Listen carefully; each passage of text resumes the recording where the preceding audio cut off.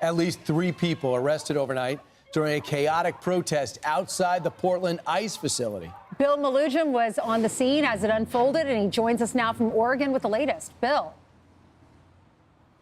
Ainsley, good morning to you. I can tell you things got pretty heated out here at the Portland ICE building last night. We witnessed a violent fistfight that left a man knocked out. We saw the burning of American flag, the macing of protesters, and multiple clashes with federal agents. We'll get right into the video, show you what we witnessed. Take a look. This was last night, one of those clashes.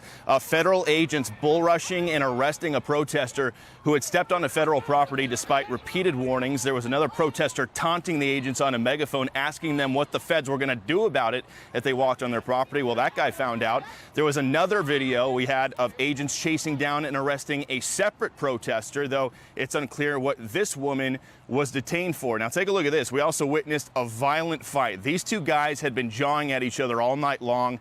Then the fists started flying. The man in the white shirt was pro-ICE. The man in the black shirt, anti-ICE. He was the one who got laid out with a punch to the face. Minutes later, we saw him appear to collapse and go limp with some serious swelling to his face. Federal agents had to carry him inside their building for medical attention. But guys, there was no Portland police around to intervene during any of this. It's an issue the Portland ICE director told me has been an ongoing problem due to local politics. Take a listen. There have been folks that have been assaulted right down here on the street, even across the street, and it takes Portland police a while to respond, or sometimes they don't respond at all. In the meantime, anti-ICE protesters also set this American flag on fire before it was then ripped away by independent journalist Nick Sorter. He grabbed that flag with the flagpole, put the flames out, took the flag away, leading to him being cussed out by the protesters. More on him in a moment. But lastly, I want to show you this incident. We witnessed this female protester get maced in the face by a federal agent for unknown reasons. She had been yelling at agents, but we didn't see anything physical.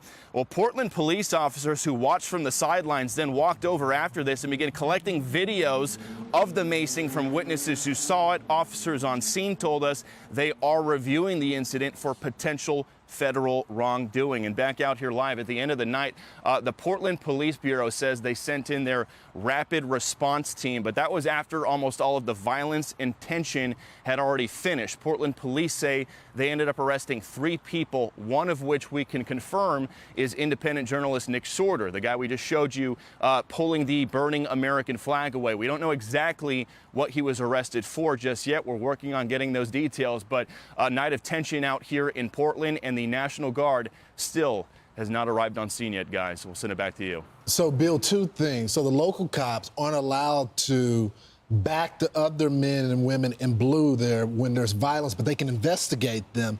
And number 2, they can go after a conservative journalist that's out there on the ground, but they can't go after the violent protesters?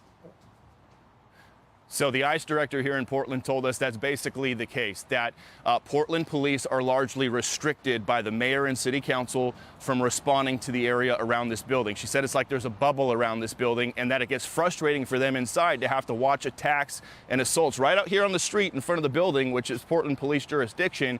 But police never show up and respond, and if there's no federal nexus, they can't do anything about it. And yes, Lawrence, to your point, the other night there was another independent reporter, Katie Davis-Court, who got smacked in the face by a girl wearing black bloc out here. She got hit in the face with a flagpole, and she's got a big black eye from it.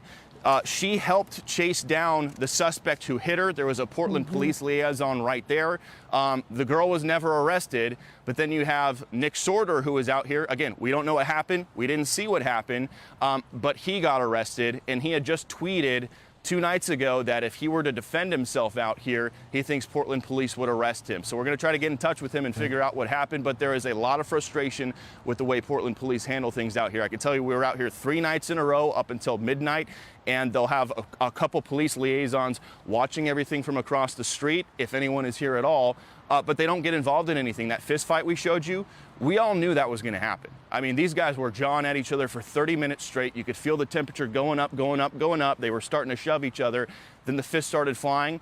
The one guy looked like he was hurt pretty bad. We can report to you, though, he eventually walked out of the ice building behind us. It was the feds who had to treat him. He walked out and joked. He was conscious. He walked by our cameras and joked with us. He goes, I almost made it to Friday, joking about the fact that he had lost that fight. So no police there to intervene during that fight whatsoever. So, Bill, is this similar to Los Angeles when you were covering the riots in the streets with the ice, and it was slow for the LAPD to actually get there? And we heard the police on that Sunday say, you know, it looked like it was getting out of control, so we brought in the cops. Is this similar to the situation, or is the Portland police even slower than the LAPD? Way slower than LAPD. At least in LA, you have LAPD on scene watching everything, so if something does happen, they can jump in quickly. Here, like, it's rare to even see any Portland police officers. They'll have maybe two guys in white shirts standing on the corner, but they're not the real officers who can take enforcement. They're called the Portland Police Liaisons. They're the ones who are supposed to walk around and try to de-escalate things, but they didn't do any de-escalating with that fight. So in my opinion, with my experience covering LAPD and just being out here the last few nights, LAPD a whole lot quicker responding than Portland police. Terrible. Just terrible. Great job out there, Bill. Yeah, the girl that had the black eye, she was on Jesse's show the other night, and she said the liaison police, she kept saying, that's the girl that did this to me. That's the girl right there. And they couldn't do anything. And then, what was it, like 24 hours later, now they're looking for the girl. She was right there. If you're a local cop out there that want to do your job and think this is disgraceful what they're asking you to do, you can go to ICE. Actually, you can go right there. It'll take you 2 weeks to do a refresher course, and you can be back on the street doing real cop work. But I think it's disgraceful. I think you should turn your badge and gun in. You shouldn't be doing a job if you can't arrest violent criminals, but then you want to investigate the cops out there that's doing their job? No way. Doesn't this reinforce what the president said? I'm sending in troops. We don't need you. We don't need your help. Obviously, you need his help because the cops can't do anything or choosing not to. And now the ICE, in order have to protect themselves in order to do their job. Is it just me? I mean, when you see someone standing on an American flag, burning it and standing on it, I know free speech, you're allowed to burn the flag. But all I can think about are our grandfathers who fought for this country, or men. Not a good look. No, it's just, why are you in this country if you don't stand for the flag? So many people have lost their lives for that right there. Is Portland still part of the country? I mean, judging by the way they're acting, what is they don't want to be person doing, here. dressed like a bird? I'm Steve Ducey. I'm Brian Kilmeade. And I'm Ainsley Earhart. And click here to subscribe to the Fox News YouTube page to catch our hottest interviews and most compelling analysis.